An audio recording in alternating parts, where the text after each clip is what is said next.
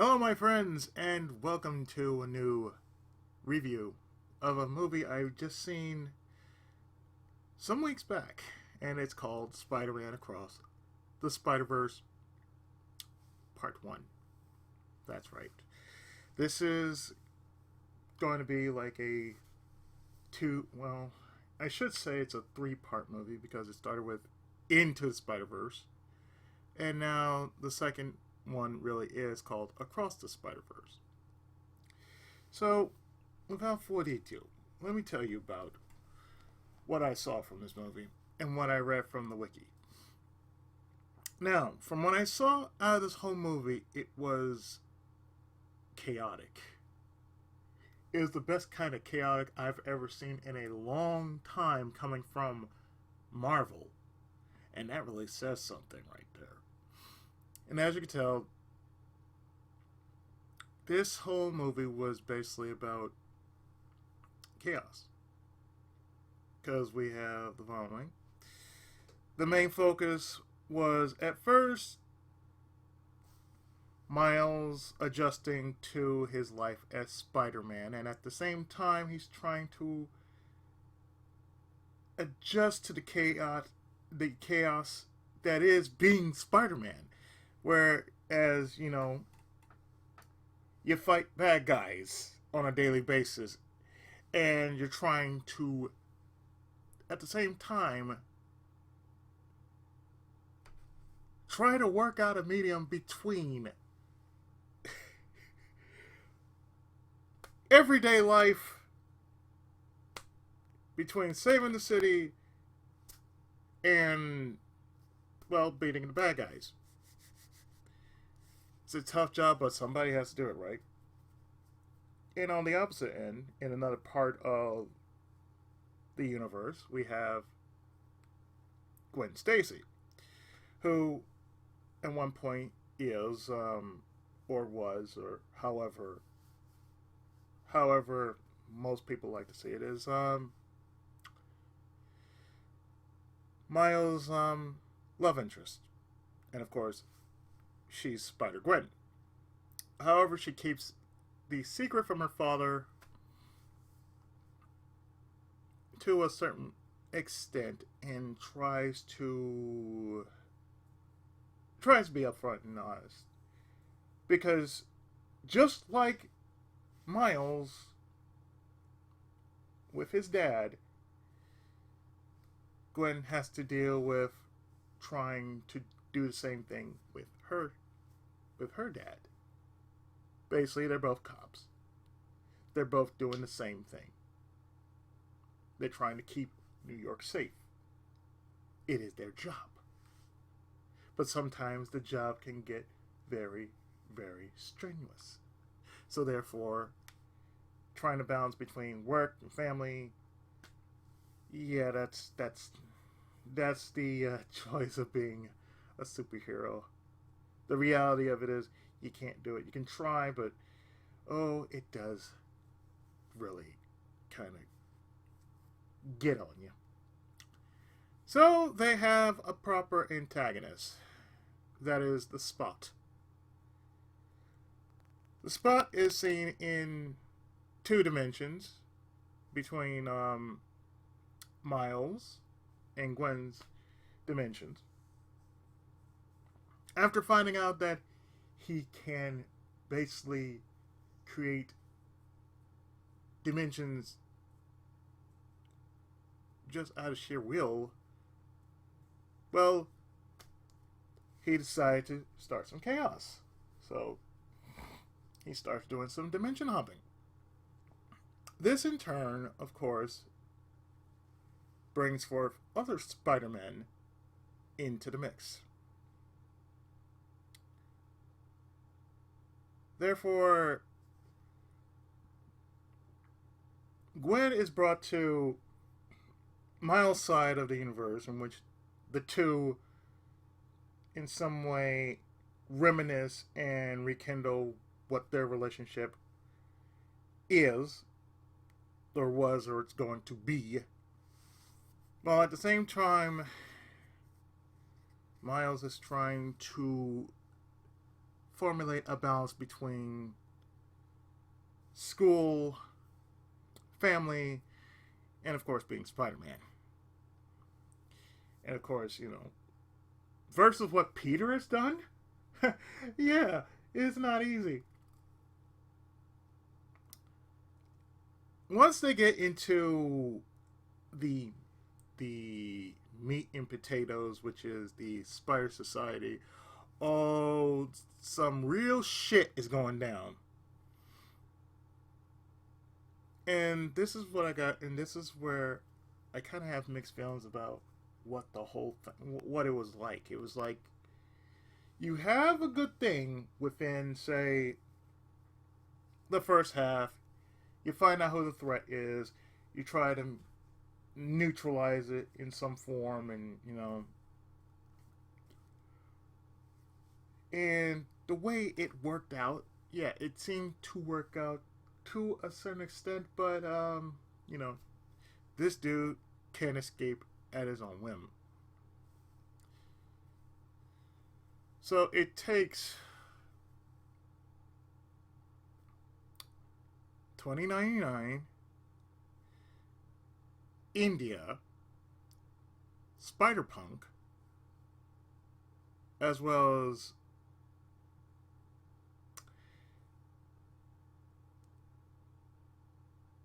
Spider-Woman Black. I'm gonna call her that. Jess Drew. That's her name. Jess Drew. Jess Drew is actually, called, Spider Woman. She's the opposite Spider. She's the opposite Spider Woman. Sans Jessica Drew. Classic Spider Woman. So we got Spider Woman Black and then Spider Woman. And of course we have Peter, who is, classic 616 Spider-Man. And like I said, it sort of gets really, really chaotic. And since since Miles is thrown into the mix of this secret society of spider people, from what I read about all who was in it, Toei was not part of the Spider-Verse. So Spider-Man was not represented, but every other Spider-Man was represented, including the games and the movies. Oh, and J.K. Simmons was there as J. Jonah Jameson, like he was in the 2018 PS4 game, because he is JJ. It's like there's no question, he is JJ. So you get to hear his dulcet tones throughout a bit of the movie. So anyway, it's a good movie. It is one of the finest Marvel movies I've seen in a long time, and is probably the most chaotic I've ever seen from a Marvel movie done in a long time, since Into the Spider-Verse. Because from what I can tell, it's just borderline crazy. It's like when you put a multiverse of Spider-Man together, you get nothing but chaos. That I can understand. Oh, that I can understand. So, let's see.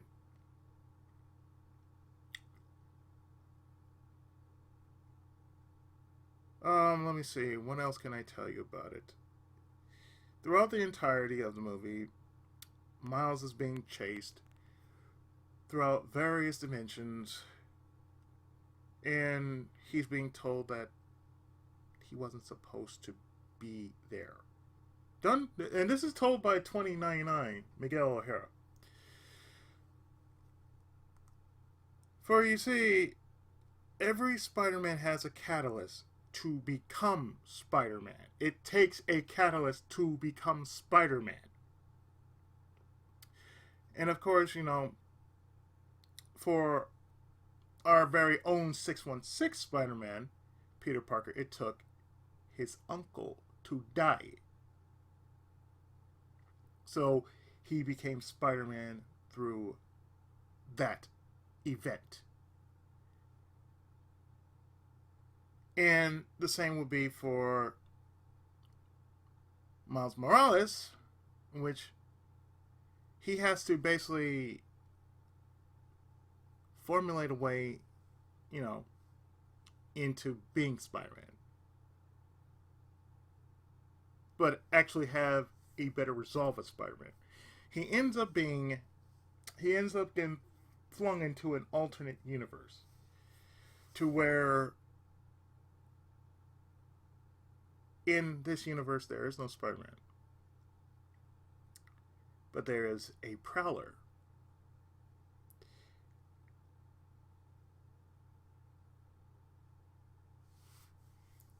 Now that's not spoiling much, but that's what I could tell you. The end of the movie, that's where it basically leaves Miles. He's in an alternate universe in which there is no Spider-Man, but there is a Prowler. The Prowler is formerly his uncle, which was killed in the first movie, Into the Spider-Verse. In part two, he's actually seen as alive, but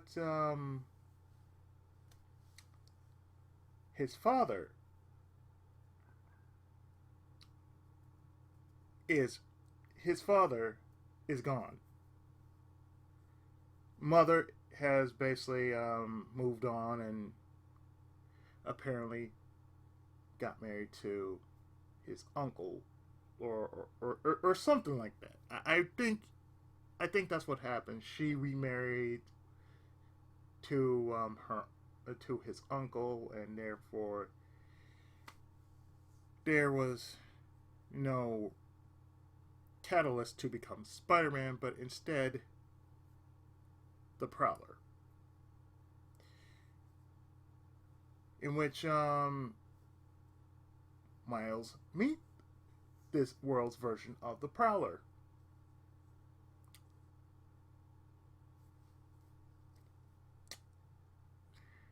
And therefore, it took.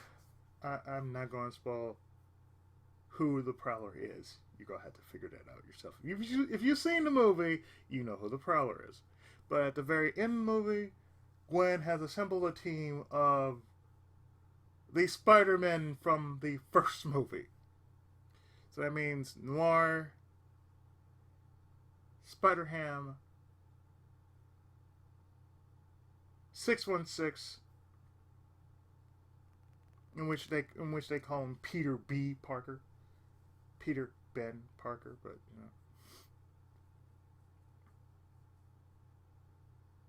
we're just gonna call him 616 because he is basically just that. So, in the case of this, I can only say it was crazy. It was a crazy ass movie. The setup was really great. To where they know in the next movie, which will probably be like the third installment, it will probably be like the last of the trilogy, because it's like Into the Spider-Verse, Across the Spider-Verse, and I don't know what part two would be considered. Like it might be Across the Spider-Verse Part 2, or it might be renamed something else. I'm not sure. And even more so, I wonder how many more Spider-Men they're going to actually slap in there. Hopefully they get Toy Spider-Man for the third one, because he is canon to the Spider-Verse. And it would be nice just to see, Spider Machine GP7 just show up out of nowhere, and we see Leopard on just just wreck ass all over the place. It's just me, but still, I don't want to say that. Anyway, if you haven't seen it, I suggest you do. You go see it for yourself and, check it out for yourself. Now, of course, this goes without saying that there are some things I just didn't like about it. And the one thing I did not like about it was there was so much. There was too much 2099 just basically hogging the spotlight as the antagonist. That's the one thing I just didn't care for. It's like, okay, we have the Spot. Everybody forgot about the Spot. If he's the bigger threat, shouldn't you basically formulate a plan to go after Spot instead of just go after Miles? Because it's like, I'm sorry, but Miguel just went batshit insane. I'm telling you, it's like you sick the entirety of the Spider-Verse on one kid who basically took the mantle of Spider-Man. He took the mantle of Spider-Man, and the way I saw it was like, Miguel, how fucking dare you to call Miles out and say you're not supposed to be Spider-Man? Because of this one event you did, that you weren't supposed to be here. That's like saying you're not supposed to be here. You're not supposed to be Spider-Man because of A, B, C, D, F, G. It's like, well, let me see.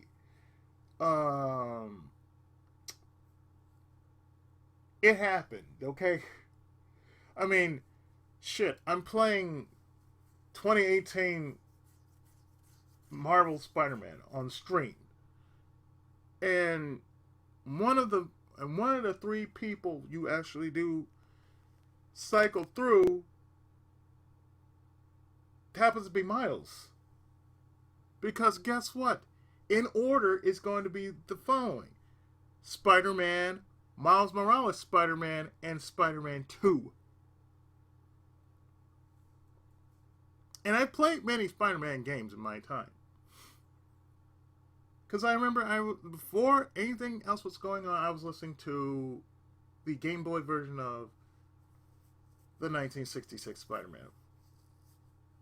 And, it just basically just says, they remember. It's about the same thing as listening to the theme song from Spider-Man Lethal Foes for SNES.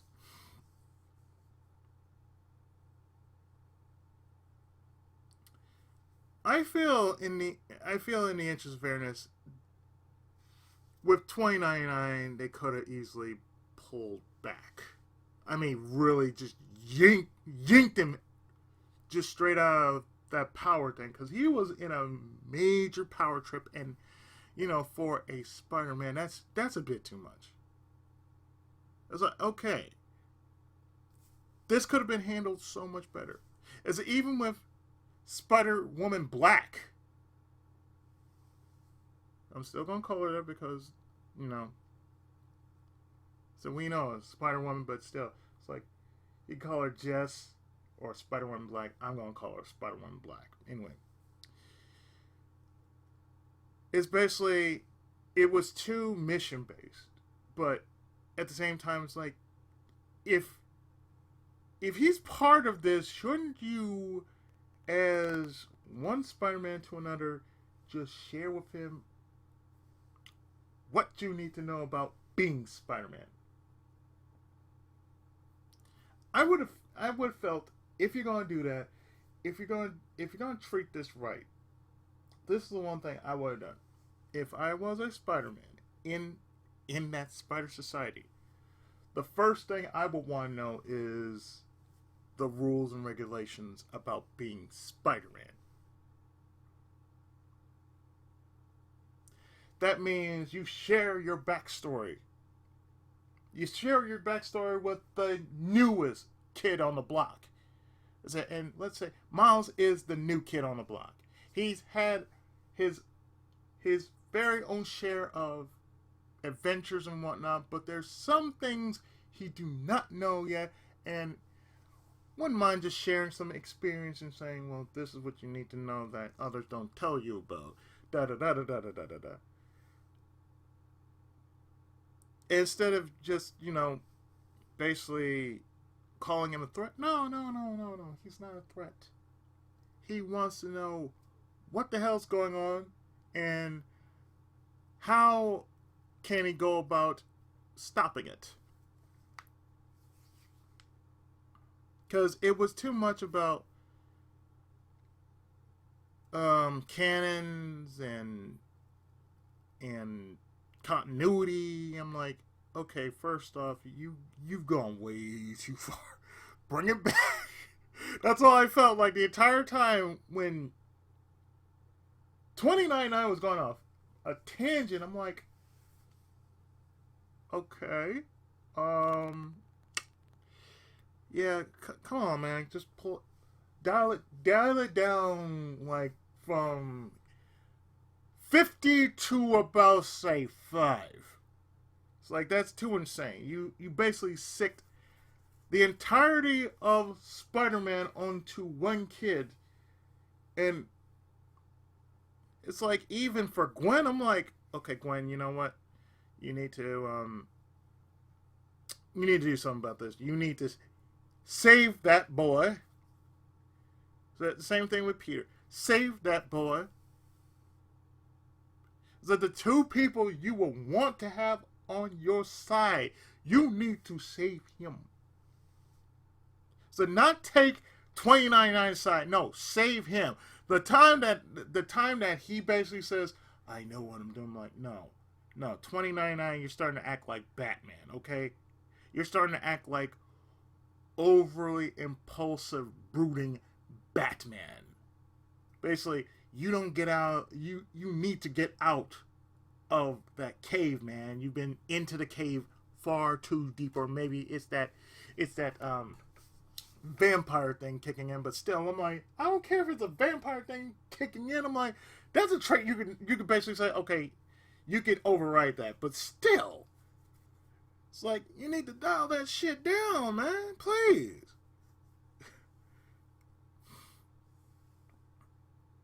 But otherwise, I think everything that was going on within all this, I feel it should have been better handled as far as balance wise, because I kind of felt like it was going towards X-Men territory. And if you remember how the X-Men movies were, they went from balance to off kilter. Because I see what they were trying to do, but they kind of did it too much. It's like if you're trying to balance every single Spider-Man, focus on the ones that do matter. Focus on the ones that, as you can see in this picture, focus on the ones that matter. Focus on the characters that matter. But don't fling everything into, one whole freaking movie, because, like, all of a sudden, it's like, what the hell is all this shit? It's like you got like a big puddle of, a big giant puddle of shit just coming from this. Just this alone. And I'm telling you, it doesn't work out like that. And that's why I'm being reminded of the X-Men movies, because the X-Men movies were like that. It started off okay. And I kind of see what they were doing. They were trying to do the following. They're trying to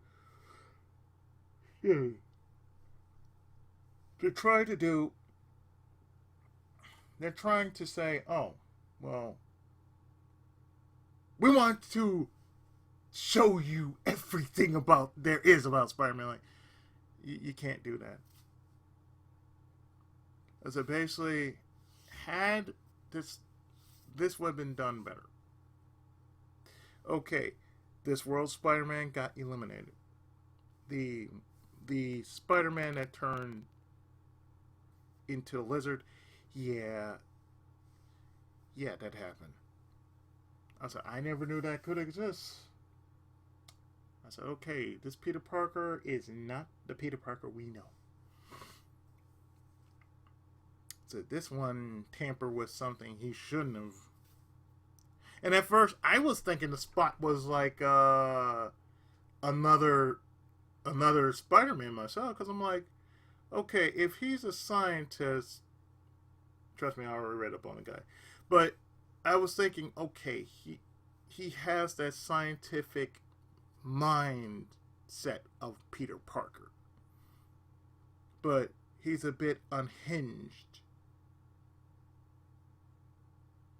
Like his mentality's a bit unhinged, to where it's coming across between curiosity and madness. But all I could say is, if you're going to do a story right, and I'm speaking as a writer, if you're trying to raise up a character, if you're trying to nurture this one character, okay, the one thing I would do is have that back up really close. Like, have the love interest close, his mentor closer.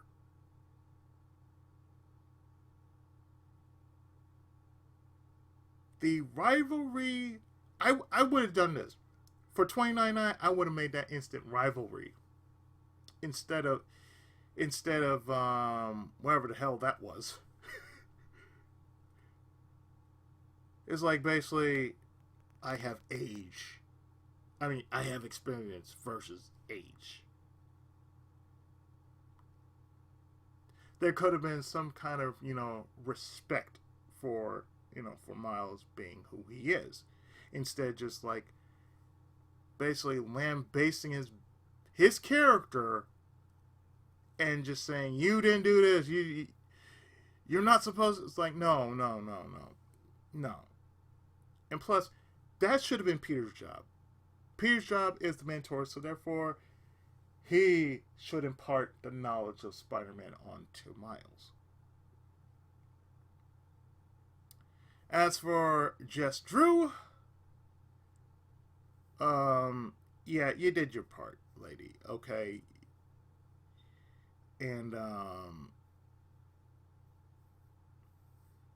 Spider-Woman thick, yeah, you did your job. But, other than that, yeah, you were too much like the Chief. It's like, too much Chief and not enough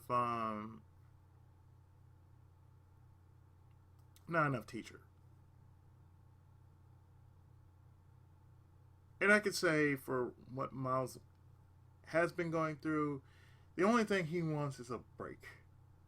He wants somebody he can feel safe to talk to. He wants to somehow vent. I think that's the only thing. He needs to vent.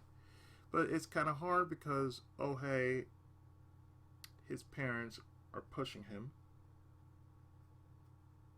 And that's hard enough. You're basically going through your heritage, and when you basically just have the heritage just right on the shoulders, like, oh, you got weighted.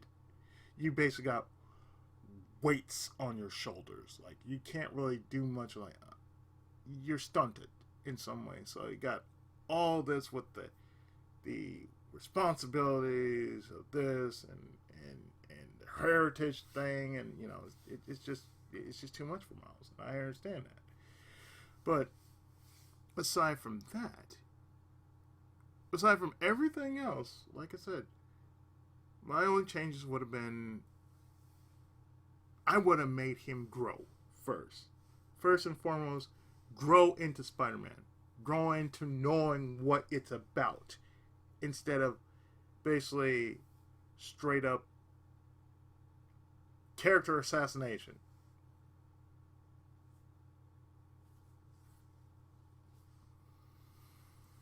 So, will I be seeing part 2 of Across the Spider-Verse? You damn right I will.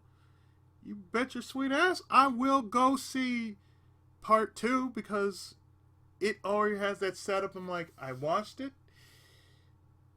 I enjoyed every bit of it. I enjoyed what they did to the animation styles, which was like I was blown away by the fusion they did with so many animation styles they did. Like they took something from one and just went all nutsy cuckoo with it, and I liked it. I would say that was a nice touch. I did enjoy that. But yes, when they have Spider-Verse Part 2, oh, I'm pretty much gonna see it. That's for sure.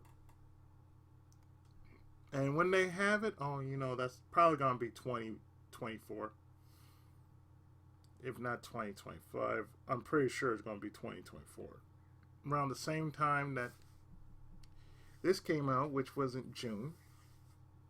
So I just had to share my 5 cents. It was worth the matinee price. I could tell you that. I mean, it was $6 for matinee. I enjoy going there. Too bad the buffet wasn't open when I went to when I left. And this movie clocks in about 2.5 hours tops. Because at one point I wanted to go see both Spider-Man and Super Mario Brothers, but since I kind of missed out on Super Mario Brothers, I said, well, you know what?